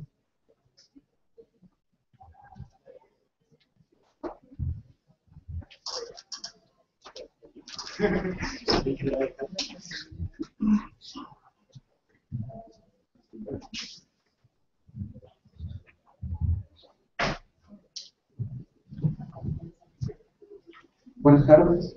Bien, darles gracias por esta instancia para discutir con gente de otras disciplinas. Quería preguntar por un punto que me llamó la atención, más o menos transversal en la presentación, y es el rol que le cabe a la familia. Tal vez hay en este tiempo yo habría pensado que la familia tenía menos relevancia en lo que respecta, por ejemplo, a la confianza, cuando vemos que son muy pocas horas las que pasa la gente en contacto con, que de pronto el entorno de amigos o todas las relaciones que se crean en torno a la escuela o al colegio son las que determinan más a la persona. Entonces me quedaba dando vuelta un poco esto, la familia, ¿qué estamos entendiendo por esa familia también? Cómo están compuestas, y me ponía a pensar en el fondo en la educación en las sociedades prehispánicas, en el fondo donde era el abuelo, donde eran otros, o donde era la familia la que educaba en el fondo y formaba a estos sujetos. ¿De qué manera ese cambio en el hoy podría estar en el fondo? El cambio, el paso a la escuela podría ser más fácil el que se mantengan ciertas situaciones, por ejemplo, el nivel socioeconómico. ¿Qué posibilidades abre la familia en el fondo si es que volviera a la familia ese rol formador? Eso.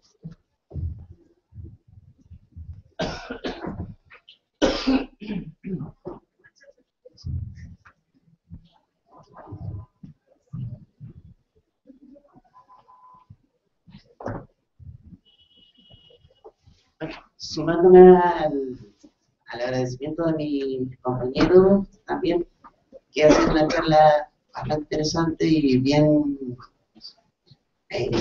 activa, por decirlo, que nos va a sumar todo lo que hemos recibido durante esta semana, porque ha sido en cuanto a las diversas materias. A mí me surgen dos dudas. Una, unida a lo que decía mi compañero Fernando, que se hablaba de que la familia no es solamente lo que nosotros entenderíamos como la familia tradicional, sino que estaría compuesta por más elementos, eso por lo que alcanzó a dar a entender el primer exponente, y también qué pasa, porque se mencionó dentro de las instancias que no tenían tanta confianza en la Iglesia Católica. Yo me pregunto, ¿qué pasa con las iglesias protestantes? ¿Qué tal es el rol de las iglesias protestantes, o en general de lo que tiene que ver de los ministerios juveniles, que trabajan con jóvenes, los cuales si acaso tienen tantos niveles de desconfianza o tienen hoy mayor aceptado dentro de lo que es ese ámbito? Esas son mis dos preguntas. Muchas gracias. Hola, buenas, gracias por la invitación. Yo pensaba como en la resistencia de los chiquillos, de las chiquillas, en los liceos, en la escuela, un poco frente a este contexto que ustedes comparten, a la experiencia de trabajo que tenemos dentro del aula, acompañando desde las intervenciones psicosociales, un poco como con la vida de la escuela más comunitaria. Y mi pregunta tiene que ver como por las posibilidades de los chiquillos como de acción al interior de esos espacios, y pensaba un poco en esta idea de la asociatividad que plantea Jorge, sobre todo a partir de lo que se reporta en los estudios de convivencia escolar, de esta idea de los simulacros de participación que representan los centros de alumnos en los liceos empobrecidos. Porque yo entiendo que de alguna forma ahí se juegan relaciones de poder distintas a lo que termina pasando en otros liceos emblemáticos, pero yo pienso como en la instrumentalización, en la construcción de sujetos que hay en esos espacios. No sé si me pueden dar una vuelta. Yo quería hacer dos preguntas o para reflexionar. ¿Cómo se baja todo esto a la realidad? Porque la realidad, cuando uno está en el colegio, la realidad que es diferente a lo que aparece aquí. O sea, ¿cómo se baja? ¿Cómo se realiza? ¿Cómo se palpa? ¿Cómo se conduce? Y la segunda es, ¿qué entendemos por educación integral? Porque nosotros hemos analizado manuales de convivencia, PI, y cada colegio entiende cosas completamente diferentes unos de otros. Entonces, ¿qué entendemos por integralidad?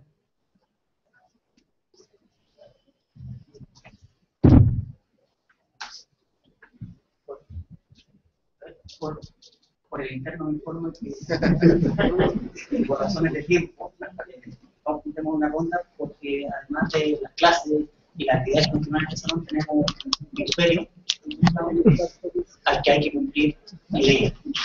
Entonces voy a dejar con estas preguntas que son bien diversas, pero creo que apuntan a un par de puntos centrales a los dos puestos. Y conmigo en el ministerio podemos conversar algunas cosas que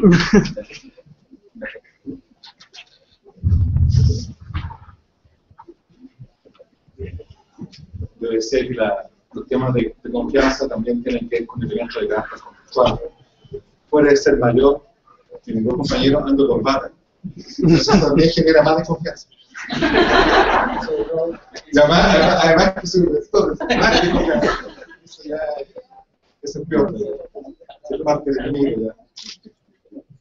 Lo que yo le tengo que decir es que lo que yo dije sobre confianza y juventud, claro, en este caso específico estábamos trabajando sobre el joven.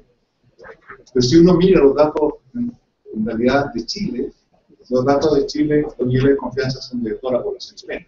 No es un dato de que la juventud chilena haya cambiado, ya haya cambiado a par de sus padres. Ha cambiado con sus padres. Todos los datos indican que en Chile los movimientos hacia una mayor liberalidad de la población desde el punto de vista valórico, los grandes cambios que se hacen en este estudio de cambio valórico que se están haciendo a nivel mundial, Chile está cambiando todo.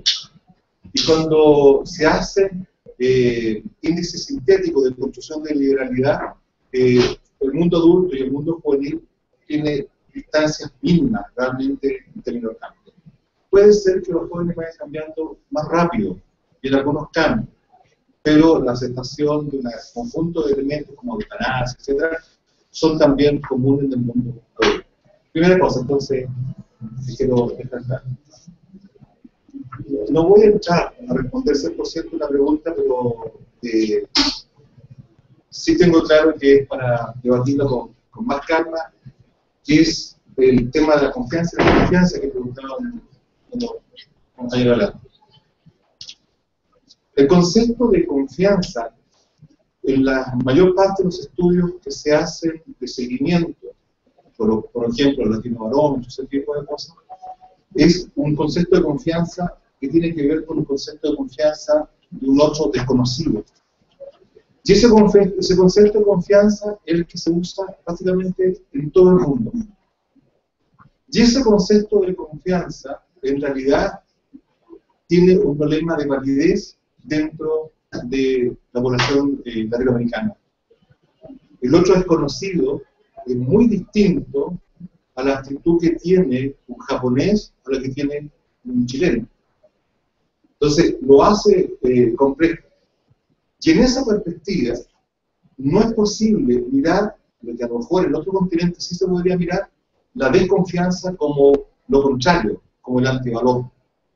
El concepto de desconfianza, si se asocia al elemento de inquietud, de incertidumbre, de inseguridad, etc., muchas veces tiene un valor incluso altamente positivo. No olviden de que gran parte de la educación de la madre, del padre, digo la madre principalmente, porque es la que más inculca valores de ese estilo, es desconfiar de lo demás. Es decir, si te habla un adulto en la calle, etcétera, etcétera, tienen que ver con ese tipo de elementos. No es así en otros países. Es sorprendente cuando uno está, por ejemplo, dentro de una escuela japonesa, ver que los niños a muy corta edad se salen de la escuela y se largan a caminar una distancia muy considerable, y uno dice, por el niño se va solo. Pero la pregunta del adulto japonés es casi extrañeza, es ¿qué le va a pasar? Si todos tenemos que cuidarlo. Entonces, el concepto de confianza y confianza no hay que entenderlo necesariamente en términos, en este caso, orales.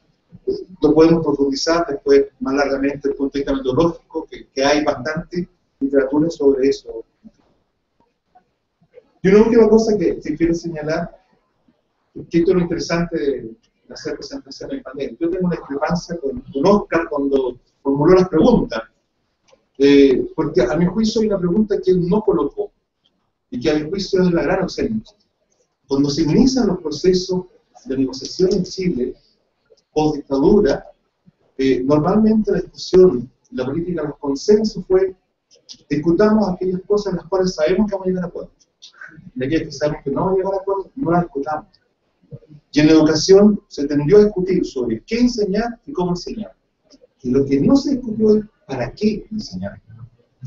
Y a mi juicio esa es la pregunta que está ausente, que es la pregunta del sentido. Y entonces, la pregunta del sentido sí tiene que ver con lo que tú preguntabas en términos del punto de vista político. ¿Para qué estamos educando? ¿Para qué queremos generar confianza?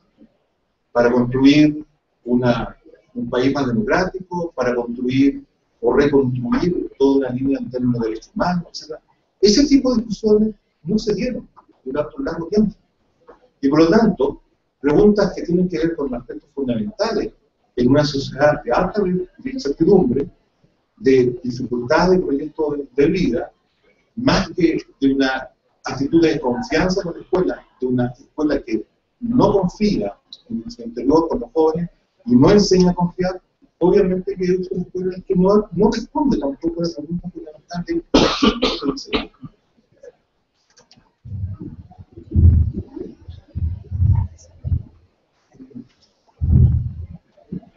a partir. Se va a centrar principalmente en la pregunta sobre formación integral que se mencionó. Claro, la verdad nosotros, por lo menos en el estudio, la idea de formación integral vino posterior a que nosotros tuviésemos definido estamos en capacidad. Nosotros teníamos estamos en capacidad y nuestra intención era ver cuál era la resonancia que tenían en la educación formal. En general los expertos nos señalaban que sin necesariamente conceptualizarlo de manera más fina, pero daban cuenta que toda esa diversidad de capacidades resonaban a esta idea como educación integral, que posteriormente uno la puede vincular con los contextos más clásicos que uno conoce, que tiene mucha relevancia en el ámbito educativo, no sé, como la Comisión de Lors, o incluso las propias conferencias que hoy está definiendo la OECD con el entendimiento de SECO, que habla sobre la selección de competencias para la vida moderna. De alguna forma dan cuenta esta idea de como, o sea, no sé, transmitir una cierta cultura, pero también transmitir ciertas capacidades que permitan a un sujeto desarrollarse como persona, ser empáticos con el resto, o sea, en un fondo, saber hacer, aprender a conocer, aprender a convivir, en un fondo, las concepciones que uno más suenan respecto a lo que es formación integral. Y en ese sentido, desde el punto de vista del informe, si bien no era un foco del estudio, hablamos de formación integral en términos de que nos llamaba mucho la atención que una capacidad que era muy relevada, que no tuviese la relevancia formalmente en el currículum, por lo menos que es un análisis más acucioso. De alguna forma, eso es lo que le podría decir respecto al tema de formación integral, o sea, una mirada que en el fondo la propia Comisión de Lors, hace mucho tiempo ya lo mencionó, daba cuenta en el fondo que si bien la escuela se centró principalmente en aprender a conocer, hay otros aprendizajes que se deben desarrollar para formar sujetos más completos, ¿no? Y en el fondo también pensando en el rol que esa formación tiene para la sociedad. En ese sentido me vinculo a la pregunta sobre por qué fortalecer la confianza, con lo cual que Maezaga mencionó efectivamente, causa uno de los grandes temas que desde el punto de vista del informe de desarrollo humano que investigamos tiene que ver un poco con el tema de la confianza. Siempre estaba rondando, efectivamente Chile es uno de los países que presenta niveles más altos de confianza en los estudios más comparativos. Efectivamente tiene que ver con lo mismo, o sea, con necesidades de tener confianza que permita fortalecer una cierta cohesión social, fortalecer instituciones como la democracia, que de alguna forma dan cuenta de la necesidad o sea, que dan cuenta más bien de una sociedad que es capaz de solventarse y formar sujetos que puedan reproducir de alguna forma esa misma sociedad. Eso, no me quedó muy clara la pregunta, pero igual quisiera mencionar algo respecto a esto que mencionas tú sobre los jóvenes que hoy están asociándose en la escuela. Te pasaste hablando del tema de la resistencia, por el concepto que con atención respecto a eso, pero principalmente no menciono, o sea, yo efectivamente creo que hay un espacio y eso, si bien a lo mejor sabemos que la escuela no forma solamente a nivel del tipo informal, sino que efectivamente los espacios que hay hoy, yo me acuerdo cuando partió a principios de los 90, esos espacios eran bien restringidos, o sea, efectivamente hubo una primera, yo trabajé en eso en el Ministerio de Educación, efectivamente con abrir el espacio escolar, trabajé en lo que decíamos las ACRE, que efectivamente lo que buscaban era abrir el espacio escolar a los intereses de los jóvenes, y que en el fondo estaba asociado más bien a vincularlo con fortalecer la sociabilidad juvenil, y en ese momento lo que se entendería eso era centros de alumnos. Hoy vemos que es mucho más diverso que eso, hay ciudadanías culturales que en el fondo se están expresando en la escuela, que no tienen que ver necesariamente con la tradición más clásica, y más bien de expresión juvenil, los días sábados, talleres, etc. En ese sentido, efectivamente, o sea, lo importante es que hasta qué punto esos espacios permean y son vistos por los docentes. O sea, una cosa que yo creo que uno de los hallazgos que nosotros vimos en algunos estudios cuando trabajamos en el Ministerio de Educación era que efectivamente era un espacio de cierta autonomía, de cierto relajo, era como un espacio para chasconear la escuela, pero que los docentes no tenían mucha visión de lo que pasaba ahí. Se trataba de intencionar que los docentes participaran en los talleres, que esos profesores asesores, centros de alumnos, pero no eran temas que se discutieran en los equipos de gestión. O sea, efectivamente era un tema que pasaba más bien al margen de la gestión propiamente escolar que entiende. Pero efectivamente en sí mismos son espacios muy formativos, pero yo creo que esos espacios, si fuesen visibilizados más fuertemente a lo mejor por la propia gestión escolar, podría ser bastante interesante hacer de la educación formal más pertinente, o sea, entender un poco cuáles son los intereses, las maneras que los jóvenes se están agrupando, exactamente son vinculables con subsectores de aprendizaje y con la formación formal, o sea, formación curricular que la escuela entrega. agradecemos a nuestros invitados y no sé, si quiero también nos vamos a tener un minuto más,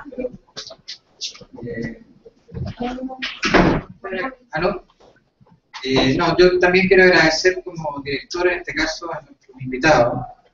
Yo creo que nos dimos harto vueltas sobre el tema a elegir en esta inauguración de este año académico. Yo creo que es un tema acertado, comenzar a hablar mucho más en el TEP sobre los jóvenes, sobre quiénes son nuestros estudiantes, cómo son, cuál es su subjetividad, todas las cosas que han cambiado.